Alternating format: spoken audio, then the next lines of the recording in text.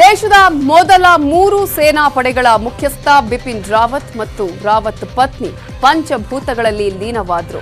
ಇದಕ್ಕೂ ಮೊದಲು lieutenant colonel leader ಅಂತ್ಯಕ್ರಿಯೆ ನಡೆಯಿತು. ಒಂದ್ ಕಡೆ ಸಾವಿನ ದುಃಖ ಆವರಿಸಿದ್ರೆ ಮತ್ತೊಂದು ಕಡೆ ಕಿಡಿಗೇಡಿಗಳ ಕುಕೃತ್ಯ. ಉಗ್ರರು ಬಾಲ ಬಿಚ್ಚಿದ್ರು. ಎಲ್ರಿಗೂ ಸೇನಾ ಸರ್ಕಾರ ಉತ್ತರ ಕೊಟ್ಟಿದೆ.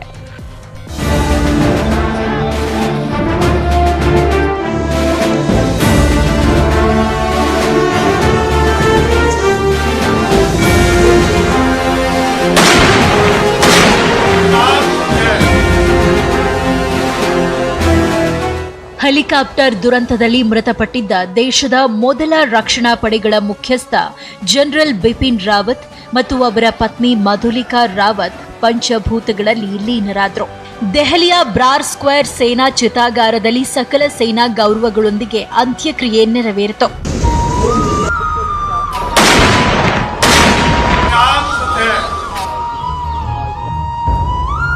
ದೆಹಲಿಯ ಕಾಮರಾಜ್ ಮಾರ್ಗ ನಿವಾಸದಲ್ಲಿ ಬೆಳಗ್ಗೆಯಿಂದ ಗಣ್ಯರು ಅಂತಿಮ ದರ್ಶನ ಪಡೆದರು.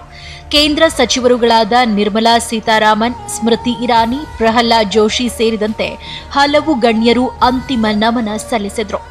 ಭೂತಾನ್, ಶ್ರೀಲಂಕಾ, ಬಾಂಗ್ಲಾ, ನೇಪಾಳ ಸೇನಾಧಿಕಾರಿಗಳು ಬಂದು ಅಂತಿಮ ನಮನ ಸಲ್ಲಿಸಿದರು. ಕುಟುಂಬಸ್ಥರು, ಸ್ನೇಹಿತರಿಂದಲೂ ನಮನ ಸಲ್ಲಿಕೆಯಾಯಿತು.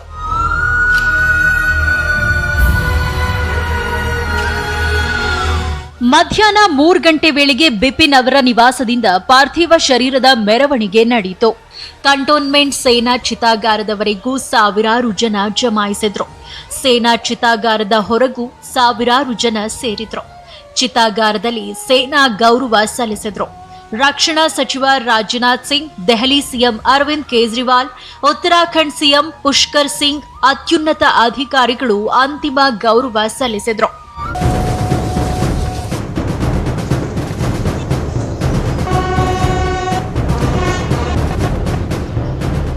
ಹದಿನೇಳು ಸುತ್ತಿನ ಕುಶಾಲ ತೋಪು ಸಿಡಿಸಿದ್ರು. ರಾಷ್ಟ್ರ ಧ್ವಜವನ್ನ ಕುಟುಂಬಕ್ಕೆ ಹಸ್ತಾಂತರಿಸಿದ್ರು. ಆಮೇಲೆ ಬಿಪಿನ್ ಪುತ್ರಿಯರಾದ ಕೃತಿಕಾ, ತಾರಿಣಿ ಧಾರ್ಮಿಕ ಪೂಜೆ ನೆರವೇರಿಸಿದ್ರು. ಆಮೇಲೆ ಬಿಪಿನ್ ಮತ್ತು ಮಧುಲಿಕಾ ಇಬ್ಬರಿಗೂ ಒಂದೇ ಚಿತೆಯಲ್ಲಿ ಬಿಪಿನ್ ಪುತ್ರಿಯರು ಅಗ್ನಿ ಸ್ಪರ್ಶ ನೆರವೇರಿಸಿದ್ರು.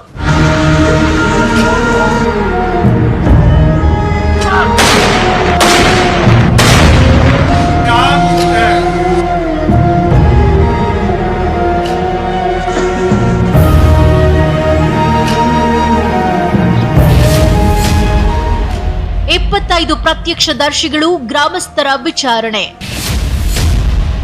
ಸೇನೆಗೆ ತಮಿಳುನಾಡು ಪೊಲೀಸರಿಂದ ವರದಿ.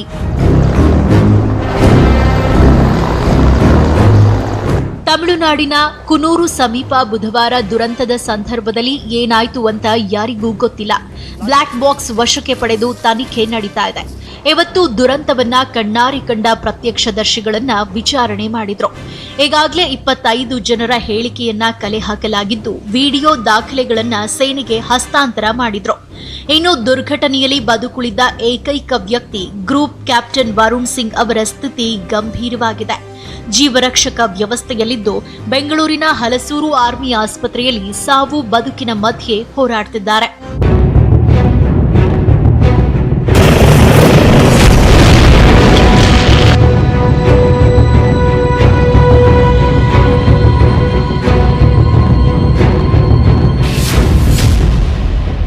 ಸಾವಲ್ಲೂ ಸಂಭ್ರಮಿಸಿದವರ ಬಂಧನ. ಕರ್ನಾಟಕದಲ್ಲೂ ಸಿಎಂ ಖಡಕ್ ವಾರ್ನಿಂಗ್. ಸೇನಾ ಹೆಲಿಕಾಪ್ಟರ್ ದುರಂತದಲ್ಲಿ ಮೃತಪಟ್ಟ ಸೇನಾ ಪಡೆಗಳ ಮುಖ್ಯಸ್ಥ ಬಿಪಿನ್ ರಾವತ್ ಸಾವನ್ನ ಕೆಲ ಕಿಡಿಗೇಡಿಗಳು ಸಂಭ್ರಮಿಸಿದ್ದಾರೆ. ಇನ್ನು ಕೆಲವರು ಅವಮಾನಕರ ಪೋಸ್ಟ್ ಹಾಕಿದ್ದಾರೆ. ಅಂಥವರ ಹೆಡೆಮುರಿ ಕಟ್ಟಿ ಬಂಧಿಸಿ ಅಂತ ಸಿಎಂ ಯೋಗಿ ಆದಿತ್ಯನಾಥ್ ಸೂಚಿಸಿದ್ದಾರೆ. ಕರ್ನಾಟಕದಲ್ಲೂ ಅಷ್ಟೇ. ಸಿಎಂ ಬೊಮ್ಮಾಯಿಯವರು ಅವಮಾನಕರ ಪೋಸ್ಟ್ ಪ್ರಕಟಿಸಿದ್ರೆ ಕಠಿಣ ಕ್ರಮ ಅಂತ ಎಚ್ಚರಿಕೆ ನೀಡಿದ್ರು.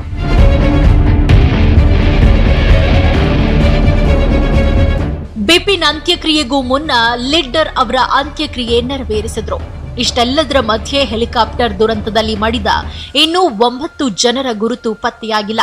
9 ಜನರ ಡಿಎನ್ಎ ವರದಿ ಒಂದೊಂದಾಗೆ ಕೈ ಸೇರ್ತಿದ್ದಂತೆ ಹುತಾತ್ಮ ಯೋಧರ ಶವಗಳನ್ನ ಕುಟುಂಬಸ್ಥರಿಗೆ ಹಸ್ತಾಂತರಿಸಲಾಗ್ತಾ ಇದೆ.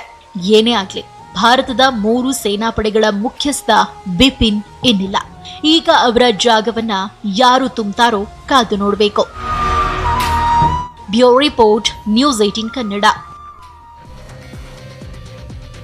ಇವತ್ತು ವಿಧಾನ ಪರಿಷತ್ ಚುನಾವಣೆಗೆ ಮತದಾನ ನಡೆಯಿತು. ಮತದಾನ ಮಾಡೋಕೆ ಸಿಎಂ ಬೊಮ್ಮಾಯಿ ಹೆಲಿಕಾಪ್ಟರ್ ಹತ್ತಿದ್ರು. ಇನ್ನೇನು ಲ್ಯಾಂಡ್ ಆಗಬೇಕಿತ್ತು. ಅಷ್ಟರಲ್ಲಿ ಮತ್ತೆ ಮೇಲೆ ಹೋಗಿ ಸುತ್ತು ಹಾಕಿ ಅರ್ಧ ಗಂಟೆ ಆದ್ಮೇಲೆ ಕೆಳಗಿಳಿಯಿತು. ಆಮೇಲೆ ಎಲ್ಲರೂ ನಿರಾಳ. ಇದರ ಮಧ್ಯೆನೇ ಪರಿಷತ್ನಲ್ಲಿ ಭರ್ಜರಿ ಮತದಾನ ಆಗಿದೆ. ಆಗಸದಲ್ಲೇ ಸುತ್ತು ಹೊಡೆದ ಸಿಎಂ ಜೋಶಿ ಇದ್ದ ಚಾಪರ್, ಅರ್ಧ ಗಂಟೆ ಆತಂಕ ಸೃಷ್ಟಿಸಿದ ಹೆಲಿಕಾಪ್ಟರ್.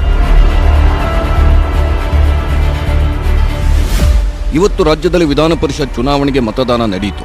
ಮತದಾನ ಮಾಡುವುದಕ್ಕೆ ಅಂತ ಸಿಎಂ ಬಸವರಾಜ ಬೊಮ್ಮಾಯಿ ಬೆಂಗಳೂರಿನಿಂದ ಬರ್ತಿದ್ರು. ಬೊಮ್ಮಾಯಿ ಜೊತೆ ಕೇಂದ್ರ ಸಚಿವ ಪ್ರಹ್ಲಾದ್ ಜೋಶಿ, ಮುರುಗೇಶ್ ನಿರಾಣಿ ಕೂಡ ಅದೇ ಹೆಲಿಕಾಪ್ಟರ್ ಹತ್ತಿದ್ರು. ಆದ್ರೆ ಹುಬ್ಬಳ್ಳಿ ವಿಮಾನ ನಿಲ್ದಾಣಕ್ಕೆ ಬರ್ತಿದ್ದಂತೆ ಲ್ಯಾಂಡಿಂಗ್ ಸಮಸ್ಯೆ ಆಯಿತು. ನೋಡ್ತಿದ್ದಂತೆ ಹೆಲಿಕಾಪ್ಟರ್ ಲ್ಯಾಂಡ್ ಆಗದೆ ಮತ್ತೆ ಮೇಲಕ್ಕೆ ಹಾರಿ ಅರ್ಧ ಗಂಟೆ ಆಕಾಶದಲ್ಲೇ ಗಿರ್ಕಿ ಹೊಡೆಯಿತು. ಏನಾಗ್ತಿದೆ ಅಂತ ಎಲ್ಲರೂ ತಲೆ ಕೆಡಿಸ್ಕೊಂಡಿದ್ರು. ಆಮೇಲೆ ಸಿಎಂ ಜೊತೆ ಎಲ್ಲರೂ ಸೇಫ್ ಆಗಿ ಲ್ಯಾಂಡ್ ಆದ್ರು. ದಟ್ಟ ಮಂಜು ಇದ್ದಿದ್ರಿಂದ ಲ್ಯಾಂಡಿಂಗ್ ಸಮಸ್ಯೆ ಆಯಿತು. ಹುಬ್ಬಳ್ಳಿಯಿಂದ ಸೀದಾ ಹಾವೇರಿಯ ಶಿಗ್ಗಾವಿಗೆ ಬಂದ ಸಿಎಂ ಪರಿಷತ್ ಚುನಾವಣೆಗೆ ಮತ ಚಲಾಯಿಸಿದ್ರು. ಆಮೇಲೆ ಕನಿಷ್ಠ 15 ಸೀಟು ಗೆಲ್ತೀವಿ ಅಂದ್ರು. ನನ್ನ ಮತವನ್ನು ಚಲಾಯಿಸಲು ನಾನು ಶಿಗ್ಗಾಂವ್ ತಾಲೂಕು ಪಂಚಾಯತಿ ಕಚೇರಿಗೆ ಬಂದು ಮತವನ್ನು ಚಲಾಯಿಸಿದ್ದೇನೆ. ನಾವು ಸ್ಪರ್ಧೆ ಮಾಡಿರುವಂಥ ಎಲ್ಲ ಸ್ಥಳಗಳಲ್ಲಿ ವಿಜಯ ಆಗುವಂಥ ಒಂದು ಸಂಕೇತಗಳಿದೆ, ಪ್ರಯತ್ನಗಳು ಕೂಡ ಇದೆ. ಸಿದ್ದರಾಮಯ್ಯ ವೋಟ್ ಹಾಕಿದ್ರು. ಶಿವಮೊಗ್ಗದಲ್ಲಿ ಯಡಿಯೂರಪ್ಪ ಮತದಾನ ಮಾಡಿದ್ರು. ರಾಮನಗರದಲ್ಲಿ ಕುಮಾರಸ್ವಾಮಿ, ಹಾಸನದಲ್ಲಿ ರೇವಣ್ಣ ಕುಟುಂಬ ಮತ ಚಲಾಯಿಸಿದ್ರು. ಎಲ್ಲರಲ್ಲೂ ಒಂದೇ ವಿಶ್ವಾಸ, ಪರಿಷತ್ನಲ್ಲಿ ನಾವೇ ಗೆಲ್ಲೋದು. 2023ರ ಚುನಾವಣೆ ದಿಕ್ಸೂಚಿ ಅಂತ. ನಾನು ಎಲೆಕ್ಷನ್ ಹತ್ರ ಬಂದಾಗ ಎಲೆಕ್ಷನ್ 1-2 ತಿಂಗಳಿರುವಾಗ ತೀರ್ಮಾನ ಮಾಡ್ತೀನಿ. ಮತ್ತೆ ಹೈಕಮಾಂಡ್ ಅವರು ತೀರ್ಮಾನ ಮಾಡ್ತಾರೆ ಎಲ್ಲಿ ನಿಂತ್ಕೋಬೇಕು ನಾನು ಅಂತ. ಯಾವುದೇ ಒಂದು ಸಂಸ್ಕೃತಿನೂ ಇಲ್ಲದೆ ಇರತಕ್ಕಂಥ, ಒಂದು ಸಹಾಯ ನೀಡದಂಥ ಸಂದರ್ಭವನ್ನು ನೆನೆಸ್ಕೊಳ್ಳದೆ ಇರತಕ್ಕಂಥವ್ರು ಇದ್ದಾರೆ. ವಿಧಾನ ಪರಿಷತ್ತಿನ ಚುನಾವಣೆಯ ಮುಖಾಂತರ ಪಕ್ಷದ ಒಂದು ಬೇಸ್ ಏನು ಭದ್ರತೆ ಆಗಬೇಕು, ಮತ್ತೆ ಹೊಸ ರಾಜಕಾರಣ, ಈ 6 ಫಲಿತಾಂಶಗಳಿಂದ ಬರುತ್ತೆ ಅಂತಕ್ಕಂಥ ಸಂಪೂರ್ಣ ಆತ್ಮವಿಶ್ವಾಸ ಹೊಂದಿದ್ದೇನೆ. ಪರಿಷತ್ಗೆ ಚುನಾವಣೆ ನಡೀತಾ ಇದೆ. ನಾನೀಗಾಗಲೇ ಹೇಳಿದ್ದೇನೆ, ಕನಿಷ್ಠ 15 ಕ್ಷೇತ್ರ 100ಕ್ಕೂ ನಾವು ಗೆಲ್ತೇವೆ. ಬೇಕಾದ ಸಹಕಾರದ 100 ಮೊದಲನೇ ಸುತ್ತಲ್ಲಿ ಎಲ್ಲ ಪ್ರಯತ್ನ ನಡೆದಿದೆ. ಯಾವುದೇ ವಿರೋಧ ಪಕ್ಷದ ನಾಯಕರಿಗೆ ಇದುವರೆಗೆ ಪ್ರತಿಕ್ರಿಯೆ ವ್ಯಕ್ತಪಡಿಸಿಲ್ಲ, ಮುಂದೇನೂ ವ್ಯಕ್ತಪಡಿಸಲ್ಲ. ಫಲಿತಾಂಶ ಬಂದಮೇಲೆ ಅವರಿಗೆ ಗೊತ್ತಾಗುತ್ತೆ ಯಾರು ಎಲ್ಲಿದ್ದೇವೆ ಏನು ಅನ್ನೋಂಥದ್ದು. ಫಲಿತಾಂಶನೇ ಅವ್ರಿಗೆ ಉತ್ತರ ಸಿಗುತ್ತೆ. ಬೆಳಗಾವಿಯ ಗೋಕಾಕ್ ತಾಲೂಕಿನಲ್ಲಿ ಚುನಾವಣೆ ಅಕ್ರಮ ನಡೆಯುತ್ತೆ ಅಂತ ಶಾಸಕ ಸತೀಶ್ ಜಾರಕಿಹೊಳಿ ಆರೋಪಿಸಿದ್ರು. ಅದಕ್ಕೆ ಸತೀಶ್ ಜಾರಕಿಹೊಳಿನೇ ಬೂತ್ ಏಜೆಂಟ್ ಬಳಿ ಮೊಕ್ಕಾಂ ಹೂಡಿದ್ರು. ಕೊಣ್ಣೂರು ಪುರಸಭೆಯಲ್ಲಿ ರಾಹುಲ್ ಜಾರಕಿಹೊಳಿ ಏಜೆಂಟ್ ಆಗಿದ್ರೆ, ಶಿಂದಿ ಕುರಬೇಟ ಮತಗಟ್ಟೆಯಲ್ಲಿ ಪ್ರಿಯಾಂಕಾ ಜಾರಕಿಹೊಳಿ ಏಜೆಂಟ್ ಆಗಿದ್ರು. ಬೆಂಗಳೂರಿನ ಆನೆಕಲ್ನಲ್ಲಿ ಪುರಸಭೆ ಸದಸ್ಯೆ ನಜ್ಮಾ ಫಾರೂಕ್ ಆಸ್ಪತ್ರೆಯಿಂದ ಆಂಬ್ಯುಲೆನ್ಸ್ನಲ್ಲಿ ಬಂದು ಹಕ್ಕು ಚಲಾಯಿಸಿದ್ರು. ಇನ್ನು ಮತದಾನಕ್ಕೂ ಮೊದಲೇ, ಫಲಿತಾಂಶಕ್ಕೂ ಮೊದಲೇ ಮಂಡ್ಯದಲ್ಲಿ ಬಿಜೆಪಿ ಅಭ್ಯರ್ಥಿ ಬೂಕಳ್ಳಿ ಮಂಜು ಪರೋಕ್ಷವಾಗಿ ಸೋಲನ್ನ ಒಪ್ಪಿಕೊಂಡ್ರು. ಕೊನೆ ಹಂತದಲ್ಲಿ ವ್ಯತ್ಯಾಸ ಆಗಿದೆ, ಆದರೆ ಮತದಾರರು ನನಗೆ ನಂಬಿಕೆ ಇದೆ, 100ಕ್ಕೆ 100 ನನ್ನ ಕೈ ಬಿಡೋದಿಲ್ಲ ಅಂತ. ಅವ್ರಿಗೆ ಮಾತ್ರ ಗೊತ್ತು, ಬಟ್ ನನಗೆ ಈಗಲೂ ನಂಬಿಕೆ ಇದೆ. ಮತದಾರ ನನ್ನ ಜೊತೆ ಇರ್ತಾರೆ. ಈಗ ನನ್ನ ಕಷ್ಟ ಇದೆ, ಅವ್ರು ಅವ್ರ ಜೊತೆ ನನ್ನ ಜೊತೆ ನಿಲ್ತಾರೆ ಅನ್ನೋದು 100ಕ್ಕೆ 100 ನಂಬಿಕೆ. ರಾಜ್ಯದಲ್ಲಿ ಪರಿಷತ್ ಚುನಾವಣೆಗೆ ಮತದಾನ ಮುಗಿದಿದ್ದು 90 ಅಭ್ಯರ್ಥಿಗಳ ಭವಿಷ್ಯ ಮತಗಟ್ಟೆಯಲ್ಲಿ ಭದ್ರವಾಗಿದೆ. ಡಿಸೆಂಬರ್ 14ಕ್ಕೆ ಫಲಿತಾಂಶ ಪ್ರಕಟ ಆಗಲಿದೆ. ಮ್ಯಾಜಿಕ್ ನಂಬರ್ ಯಾರು ತಲುಪ್ತಾರೆ ಅನ್ನೋದು ಗೊತ್ತಾಗಲಿದೆ. Bureau report, news 18 Kannada. ಜಗತ್ತಿನಾದ್ಯಂತ ಕೊರೋನಾ ರೂಪಾಂತರಿ ತಳಿಯಾದ ಒಮೈಕ್ರಾನ್ ವೈರಸ್ ಈಗಾಗಲೇ ದೊಡ್ಡ ಆತಂಕವನ್ನೇ ಸೃಷ್ಟಿಸಿದೆ. ಈಗ ಭಾರತದಲ್ಲೂ ಒಮೈಕ್ರಾನ್ ತನ್ನ ಜಾಲವನ್ನ ವಿಸ್ತರಿಸುತ್ತಿದೆ. ದೇಶದಲ್ಲಿ ಇಲ್ಲಿವರೆಗೂ ಒಟ್ಟಾರೆ 26 ಒಮೈಕ್ರಾನ್ ಕೇಸ್ ಪತ್ತೆಯಾಗಿದ್ದು ಮತ್ತಷ್ಟು ಭಯವನ್ನ ಹುಟ್ಟಿಸಿದೆ. ದೇಶದಲ್ಲಿ ಒಮೈಕ್ರಾನ್ ಕೇಸ್ 26ಕ್ಕೆ ಏರಿಕೆ. ಮಾಸ್ಕ್ ಕಡ್ಡಾಯ ಬಳಸುವಂತೆ ಕೇಂದ್ರ ಎಚ್ಚರಿಕೆ. ದೇಶದಲ್ಲಿ ಕೊರೋನಾ 3ನೇ ಅಲೆ ಆತಂಕದ ನಡುವೆ ಒಮೈಕ್ರಾನ್ ಅಟ್ಟಹಾಸ ಶುರುವಾಗ್ತಿದೆ. ಇಲ್ಲಿಯವರೆಗೂ ದೇಶದಲ್ಲಿ 26 ಒಮೈಕ್ರಾನ್ ಪ್ರಕರಣಗಳು ಪತ್ತೆಯಾಗಿರುವುದಾಗಿ ಕೇಂದ್ರ ಆರೋಗ್ಯ ಸಚಿವಾಲಯ ಮಾಹಿತಿ ನೀಡಿದೆ. ಒಮೈಕ್ರಾನ್ ಎಲ್ಲ ಪ್ರಕರಣಗಳು ಸೌಮ್ಯ ಲಕ್ಷಣಗಳನ್ನು ಹೊಂದಿವೆ. ರಾಜಸ್ಥಾನದಲ್ಲಿ 9 ಕೇಸ್, ಗುಜರಾತಿನಲ್ಲಿ 3, ಮಹಾರಾಷ್ಟ್ರದಲ್ಲಿ 10, ಕರ್ನಾಟಕದಲ್ಲಿ 2 ಹಾಗೂ ರಾಷ್ಟ್ರ ರಾಜಧಾನಿ ದೆಹಲಿಯಲ್ಲಿ 1 ಒಮೈಕ್ರಾನ್ ಕೇಸ್ ಪತ್ತೆಯಾಗಿದೆ. ದೇಶದ 86% ಜನರಿಗೆ ಮೊದಲ ಡೋಸ್. ದೇಶದ ಸುಮಾರು 86% ಜನರು ಕೋವಿಡ್ ಲಸಿಕೆಯ ಮೊದಲ ಡೋಸ್ ಪಡೆದಿದ್ದಾರೆ. ಆದಷ್ಟು ಬೇಗ 100ರ ಗುರಿಯನ್ನು ತಲುಪುತ್ತೇವೆ ಅಂತ ಲೋಕಸಭೆ ಕೇಂದ್ರ ಆರೋಗ್ಯ ಸಚಿವ ಮನ್ಸುಖ್ ಮಾಂಡವಿಯಾ ಹೇಳಿದರು. हम तो चाहते हैं कि जल्द से जल्द 100% टीकाकरण हो जाए और आज दुनिया में इंडिया मिसाल है जिन्होंने 86% फर्स्ट डोज ऑलरेडी लगा दिया है। ಸಿಲಿಕಾನ್ ಸಿಟಿಯಲ್ಲಿ ಒಮೈಕ್ರಾನ್ ಅಲರ್ಟ್. ವಿದೇಶದಿಂದ ಬರುವವರ ಮೇಲೆ ಕಟ್ಟೆಚ್ಚರ.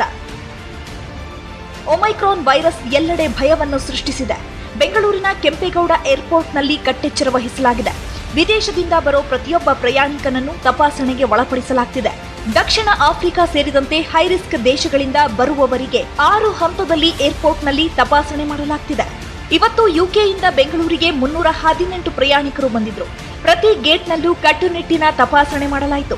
ನೆಗೆಟಿವ್ ರಿಪೋರ್ಟ್ ಇದ್ದರೆ ಮಾತ್ರ ಹೊರಗೆ ಹೋಗಲು ಅವಕಾಶ ನೀಡಲಾಗುತ್ತಿದೆ. ಒಮೈಕ್ರಾನ್ ವೈರಸ್ ವೇಗವಾಗಿ ಹರಡುತ್ತೆ. ವೈರಸ್ ಲಕ್ಷಣ ನೋಡಿ ಕ್ರಮ ಕೈಗೊಳ್ಳಲಾಗುತ್ತೆ ಅಂತ ಸಚಿವ ಡಾಕ್ಟರ್ ಅಶ್ವಥ್ ನಾರಾಯಣ್ ಹೇಳಿದ್ರು. ಕ್ರಿಸ್ಮಸ್ ಹೊಸ ವರ್ಷಾಚರಣೆಗೆ ಸರ್ಕಾರದ ಆದೇಶವನ್ನು ಪಾಲನೆ ಮಾಡ್ತೇವೆ ಅಂತ ಬೆಂಗಳೂರು ನಗರ ಪೊಲೀಸ್ ಆಯುಕ್ತ ಕಮಲ್ ಪಂತ್ ಹೇಳಿದ್ರು. ಇನ್ನು ಮಕ್ಕಳಿಗೆ ಲಸಿಕೆ ನೀಡುವ ಬಗ್ಗೆ ಐಸಿಎಂಆರ್ ನಿರ್ಧರಿಸುತ್ತೆ ಅಂತ ಹಾವೇರಿಯಲ್ಲಿ ಸಿಎಂ ಬೊಮ್ಮಾಯಿ ಹೇಳಿದ್ರು. ಅದು ಕೇಂದ್ರದ ಒಂದು ಅವರು ಅಲ್ಲಿ ಪರಿಣಿತರಿದ್ದಾರೆ, ICMR ಅಂತಿದೆ ಸಂಸ್ಥೆ, ಅವ್ರ ನಿರ್ಣಯನ ಮಾಡಬೇಕು. ವೈರಸ್ಸಿನ ಲಕ್ಷಣದ ಮೇಲೆ ಮತ್ತು ಅದರ ವೇಗದ ಮೇಲೆ ಆಧಾರಿತವಾಗಿ ಕ್ರಮಗಳನ್ನು ವಹಿಸುವಂಥದ್ದಾಗುತ್ತೆ. ಜೀವ ಮತ್ತು ಜೀವನ ಎರಡೂ ನಡಿಬೇಕು ಅನ್ನುವಂಥ ಉದ್ದೇಶ ಇದೆ. ಹೇಗೆ ನಡೆಸಬೇಕು, ಏನು ಮಾಡಬೇಕು ಅಂತ ಎಲ್ಲವನ್ನು ವಿಶ್ವಾಸಕ್ಕೆ ತಗೊಂಡು ಮಾಡುವಂಥದ್ದಾಗುತ್ತೆ. ಮ್ಯಾಜಿಸ್ಟ್ರೇಟ್ ಆರ್ಡರನ್ನು ಜಾರಿಗೊಳಿಸಿ ಅದೇ ಪ್ರಕಾರ ನಾವು ಬಂದೋಬಸ್ತು ಮಾಡ್ತೀವಿ. ಸೊ ಇದಕ್ಕೆ ನಾವು ಸರ್ಕಾರದಿಂದ ಆದೇಶವನ್ನು ನಾವು ಇನ್ನು ಕಾಯ್ತಾ ಇದ್ದೀವಿ. ಯಾವ ಥರ ಆದೇಶ ಬರ್ತದೆ ಅದಕ್ಕೆ ಜಾರಿ ಮಾಡ್ತೀವಿ. ಒಮೈಕ್ರಾನ್ ಇರೋದ್ರಿಂದ ಎಲ್ಲ ಮುಂಜಾಗ್ರತೆ ಕ್ರಮವನ್ನು ತಗೋಬೇಕಾಗುತ್ತದೆ. ಸೊ ಇದೆಲ್ಲ ಗಮನಕ್ಕೆ ಇರಲಿ ಅಂತ ನಾನು ಈಗಲೇ ಹೇಳ್ತೇನೆ. ಲಂಡನ್ನಿಂದ ಕೆಂಪೇಗೌಡ ಏರ್ಪೋರ್ಟ್ಗೆ ಬಂದಿದ್ದ ಇಬ್ಬರಿಗೆ ಪಾಸಿಟಿವ್ ದೃಢಪಟ್ಟಿತ್ತು. ಆದರೆ ಸೋಂಕಿತರನ್ನು ಆಸ್ಪತ್ರೆಗೆ ಸಾಗಿಸಲು ಆಂಬ್ಯುಲೆನ್ಸ್ ಇಲ್ಲದೆ ಕೆಲಕಾಲ ಪರದಾಡಿದ್ರು. ಆರೋಗ್ಯ ಇಲಾಖೆ ಅಧಿಕಾರಿಗಳ ನಿರ್ಲಕ್ಷ್ಯಕ್ಕೆ ಸಾರ್ವಜನಿಕರು ಕಿಡಿಕಾರಿದ್ರು. ಕೊರೋನಾ ಕಮ್ಮಿಯಾಗಿಲ್ಲ. ಹಾಗಾಗಿ ಜನ ಮಾಸ್ಕ್, ಸಾಮಾಜಿಕ ಅಂತರವನ್ನು ಕಾಪಾಡಿಕೊಳ್ಳಿ, ನಿಮ್ಮ ಆರೋಗ್ಯವನ್ನ ಕಾಪಾಡಿಕೊಳ್ಳಿ. Bureau report, news 18 Kannada. ಇನ್ನು ನಿನ್ನೆವರೆಗೂ 23, ಇವತ್ತು ಒಂದೇ ದಿನ 9 ಒಮೈಕ್ರಾನ್ ಪ್ರಕರಣಗಳು ದಾಖಲಾಗಿದೆ. ಮಹಾರಾಷ್ಟ್ರದಲ್ಲಿ ಒಂದೇ ದಿನ 7 ಪ್ರಕರಣಗಳು ದಾಖಲಾಗಿದ್ದು, ಜನರಿಗೆ ಈಗಾಗಲೇ ಒಮೈಕ್ರಾನ್ ಪ್ರಕರಣಗಳ ಸಂಖ್ಯೆ ಜಾಸ್ತಿ ಆಗ್ತಾ ಇದೆ. 3 ವರ್ಷದ ಮಗು ಸೇರಿದಂತೆ 7 ಜನರಲ್ಲಿ ಒಮೈಕ್ರಾನ್ ದೃಢಪಟ್ಟಿದ್ದು, ಮಹಾರಾಷ್ಟ್ರದಲ್ಲಿ 17, ರಾಜಸ್ಥಾನದಲ್ಲಿ 9, ಗುಜರಾತ್ನಲ್ಲಿ 3 ಕೇಸ್, ಕರ್ನಾಟಕದಲ್ಲಿ 2 ಪ್ರಕರಣ, ದೆಹಲಿಯಲ್ಲಿ 1ರಲ್ಲಿ ಒಮೈಕ್ರಾನ್ ಪ್ರಕರಣಗಳು ಕಂಡುಬಂದಿದೆ. ಒಟ್ಟಾರೆ ದೇಶದಲ್ಲಿ 32 ಕೇಸ್ಗಳು ಕಂಡುಬಂದಿದ್ದು 61 ರಾಷ್ಟ್ರಗಳಲ್ಲಿ 2300 ದಾಟಿದೆ ಈಗ ಈ ಪ್ರಕರಣಗಳ ಸಂಖ್ಯೆ.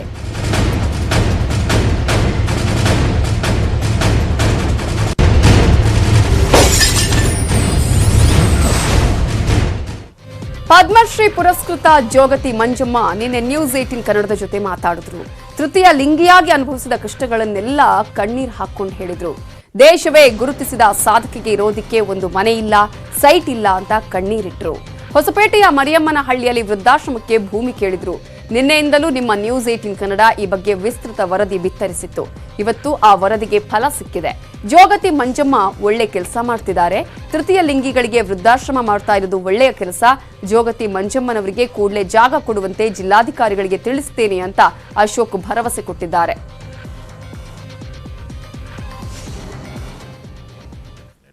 ಇದೊಂದು ಮಾನವೀಯತೆಯ ಪ್ರಶ್ನೆ. ಸರ್ಕಾರ ಮಾಡಬೇಕಾದ ಕೆಲಸವನ್ನು ಆ ಹೆಣ್ಮಗಳು ಮಾಡ್ತಾ ಇದ್ದಾಳೆ. ಈ ತೃತೀಯ ಲಿಂಗ ಏನು ಜನ ಇದ್ದಾರೆ, ಅವರ ಕೊನೆ ಕಾಲದಲ್ಲಿ ಅವರ ಬದುಕು ಸರಿಯಾಗಿರಬೇಕು, ಅವರಿಗೆ ಊಟ ಉಪಚಾರ ಸಿಗಬೇಕು, ಅವರು ಬೀದಿಯಲ್ಲಿ ನಿಲ್ಲಬಾರ್ದು. ಈ ಥರ ಮಾಡೋ ಅಂಥದಕ್ಕೆ ಹೊರಟಿರೋ ಅಂಥ ಯಾವುದೇ ಸಂಘ ಸಂಸ್ಥೆ ಇರ್ಬೋದು, ಜೋಗತಿ ಮಂಜಮ್ಮ ಅವ್ರಿಗೆ ಸರ್ಕಾರ ಜಮೀನನ್ನು ಮಂಜೂರು ಮಾಡಿಕೊಡ್ತದೆ. ಆದ್ಯತೆ ಮೇರೆಗೆ ನಾವು ಮಂಜೂರು ಮಾಡಿಕೊಡ್ತೀನಿ. ಅಲ್ಲಿ ಜಿಲ್ಲಾಧಿಕಾರಿಗಳಿಗೆ ನಾನು ಸೂಚನೆಯನ್ನು ಕೊಡ್ತೀನಿ. ಈ ಥರದ ಕೆಲಸಗಳಿಗೆ ಆದ್ಯತೆಯನ್ನು ಕೊಡಿ, ಇಮಿಡಿಯೇಟಾಗಿ ಫೈಲ್ ಕಳಿಸಿ ಅಂತ ನಾನು ಹೇಳ್ತೀನಿ. ಇದೊಂದು ಮಾನವ